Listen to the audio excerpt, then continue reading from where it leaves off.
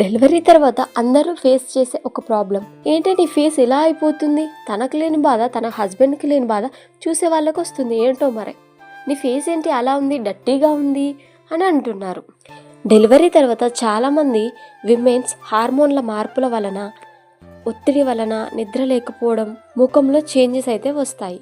దీన్నే గర్భధారణ ముసుగు అని పిలుస్తారు. గర్భధారణ సమయంలో ఈస్ట్రోజన్ మరియు ప్రొజెస్టెరాన్ అధిక సంఖ్యలో ఉండడం వల్ల బుగ్గలు, ముక్కు మరియు నుదిటిపై చర్మం యొక్క నల్లటి మచ్చలు కనిపించవచ్చు. సో ఈ ప్రాబ్లం నుంచోటి మనం ఓవర్కమ్ అవ్వాలంటే, మన ఫేస్ నీట్గా ఉండాలంటే పోషక ఆహారం తీసుకోవాలి, సరిగ్గా నిద్రపోవాలి, నీరు ఎక్కువగా తీసుకోవాలి, మంచి చర్మ సంరక్షణ పాటించాలి, ఒత్తిడి తగ్గించుకోవడం ముఖ్యం. పసుపు, నిమ్మరసం, కలబంద వంటి సహజ పదార్థాలతో ఫేస్ ప్యాక్లను వేసుకోవడం, పిగ్మెంటేషన్కు నిపుణుడి సలహా మేరకు చికిత్స చేసుకోవడం వల్ల ముఖ అందాన్ని కాంతివంతంగా మారుతుంది. ఆడదాని అందం ఒక బిడ్డ తల్లి అయ్యేంత వరకే అంటారు. మరి తన అందం చెదిరితేనే కదా మరో అందానికి జన్మనిచ్చేది. అది మర్చిపోతారు. Please subscribe.